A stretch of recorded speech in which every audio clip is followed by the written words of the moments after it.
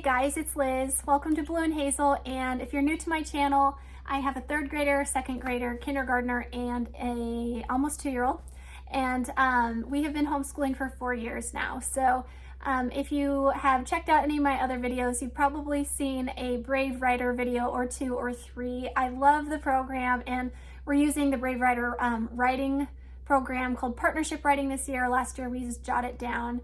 And this year we are on our second year going through DARTS, and that's their kind of language arts program, not the writing portion of their program, but more just like the grammar and copy work. So I'm going to try to answer the question for you: is Brave Writer enough in your homeschool for language arts? This is our second full year using it. I feel like I have a pretty good grasp of like the things that my kids are picking up on, how to use the DARTS, but I don't feel like we have the confidence of long-term exposure to the program either. So like enough to kind of feel like, hey, I see progress, I see how this works, but not enough to say, wow, I've graduated a kid using this, and yeah, it's totally fine all the way through. So but I do want to just answer the question for you: is it enough? And also give you an idea of what grammar that you can expect to cover, because this is a really kind of weird program in that you don't get a second grade, third grade, fourth grade year with a workbook that takes you through page by page X, Y, and Z. You basically get to choose month by month a bunch of different book guides that have grammar and literary elements and writing techniques inside. It teaches you how to discuss those things with your kids, and all of those things kind of revolve around that week's copywork passage that comes from the book you're reading. And so every single dart or arrow for the older kids that you are doing is going to have its own grammar pieces that it's pulling from, that it's going to be talking about. So if I was to pick, say, 7 or 8 of these book guides, and you were to pick 7 or 8 different book guides, we actually might get a totally different year's worth of grammar that we're talking about. And so that kind of is the confusing part, is like, how do you make sure that you get enough grammar? Do you have enough grammar if you do all the book guides that you can do in a year, which, Brave Writer says around 10 is a full year, 1 a month for 10 months. I personally feel like that's too much. This year we got through 7. I feel like that's kind of the sweet spot. Maybe I could add 1 more. If last year we made it through 5, and even with those lower numbers, 5 last year, 7 this year, I still feel like we have had a fantastic year. And I personally feel like right now it's enough for grammar for early elementary where we're at. However, if you were only going to do 2 or 3 of these a year, then yeah, you probably wouldn't get enough grammar, and you probably would want to supplement some other way. So I do supplement spelling with All About Spelling. I can leave my videos about All About Spelling in the description, but I don't love the way that the DART does spelling, and I needed something more just methodical and like do this first, do this second. And so we picked All About Spelling. With my third grader, we started him in level 1, and that was perfect. I'm not going to start my second child in All About Spelling until next year when she's a third grader, because I like that by the time they start level 1, they have some really good reading under their belt. The thing I wanted to point out for you in just how much grammar you are getting is that every single dart or arrow has something called a spin and spiral. It's on the first page. You might have heard scope and sequence before, same thing. And so I would say each dart that we've done has around 10 things inside of it that it's going to be covering in the book guide. So some of the things, if they're more advanced, I use discretion and leave them out, but for the most part, we try to cover whatever's in here. And this is for around 8 to 10 years old, but that's totally just an estimate. Like, we use this with my 7-year-old who was learning to read, and I didn't expect the same amount from her as my 8-year-old because we did it together then, but now that they're 8 and 9, they're both like in the sweet spot for the darts, I would say. And so, yeah, so let me just show you what an example spin and spiral looks like from, this is Nim's Island book guide. Compound words, possessive nouns, conjunctions, free verse poetry, exclamation points, contractions, em dash, dialogue, similes, hyphens, and we talk about setting. And so I would have covered all of those things with them. Now, of all of the things that I would see on here, each dart that we do probably recycles about half of those, I would say regularly. And then probably about half of these things are less common, And so you would find those in not all of the darts. And so if you're not doing a lot of the darts, especially if you're not spanning it out over the whole year, you know, trying to do a full year's worth of darts, like I said, anywhere from maybe 7 to what Brave Writer recommends, 10, then yeah, you probably won't cover some of those other things.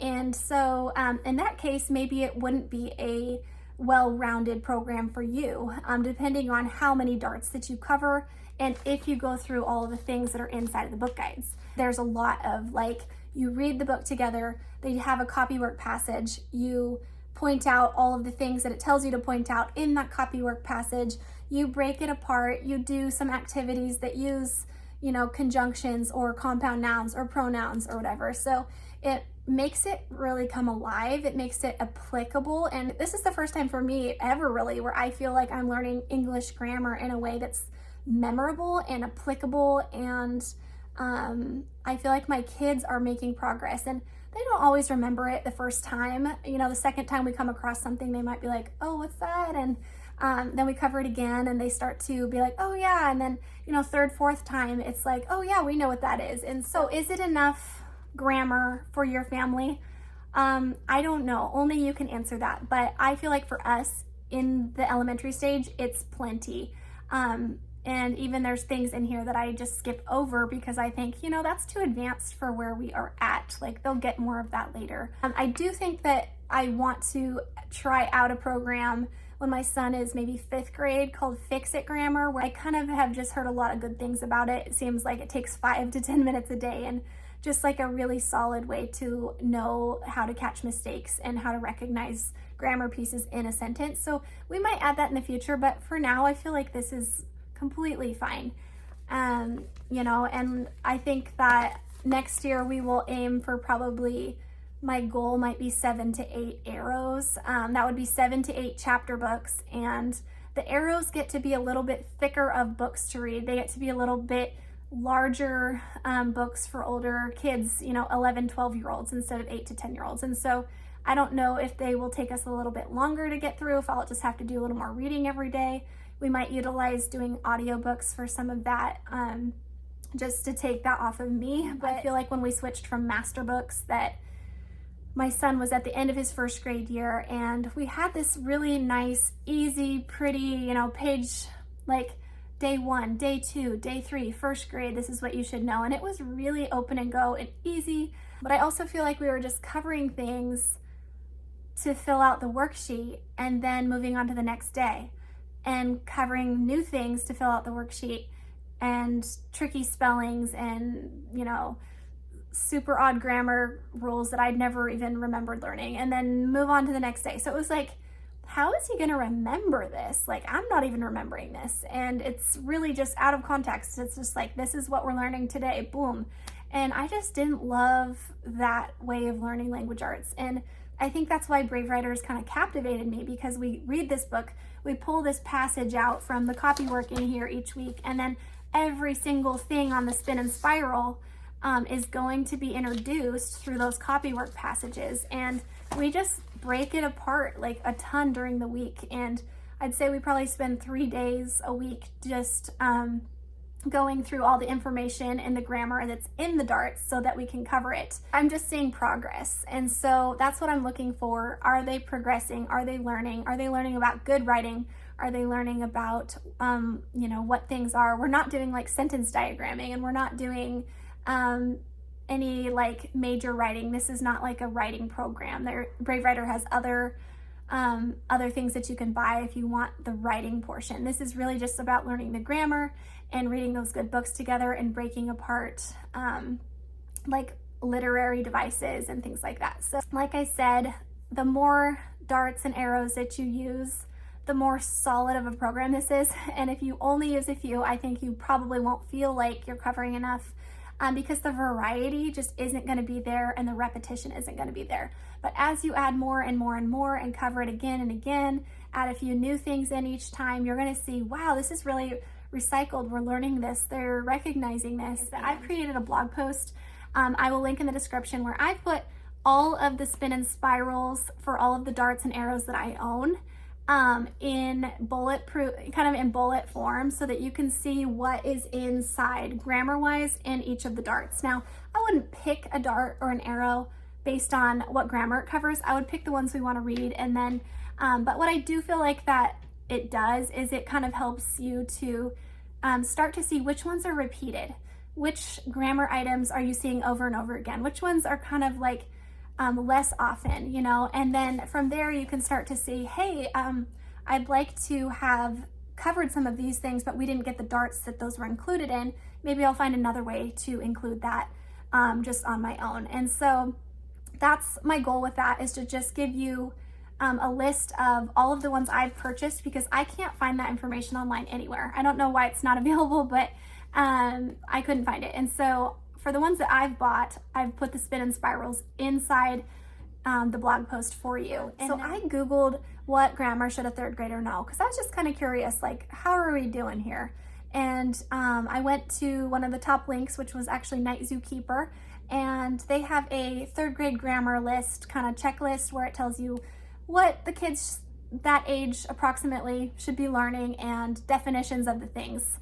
Because a lot of it is like you already know, but you don't know it has an official name to it. So it's helpful to have their explanations and examples in there. And then I just kind of went through that and said, hey, how are we doing? Have I covered this? Have I covered this? And a ton of it we had covered with the Brave Writer darts. So I was really thrilled about that. Some of it we hadn't. And so with those things, I'm kind of just going to decide, like, hey, do I care enough about this to try to figure out a way to teach a few of those things? Or maybe later, like, you know, when they're older, if it becomes relevant in some way. Because sometimes I feel like there's just a lot of like boring, unnecessary information that they're just learning for no reason. And so, you know, I don't mind teaching that later if it comes up and we need to know it. So I would recommend doing that if you kind of type A and want to feel like, you know, like, tell me what my third grader should know, tell me what my fourth grader should know, like go Google what they should know, get a little list for yourself, and then see which of those things maybe that you've covered with the Brave Writer darts.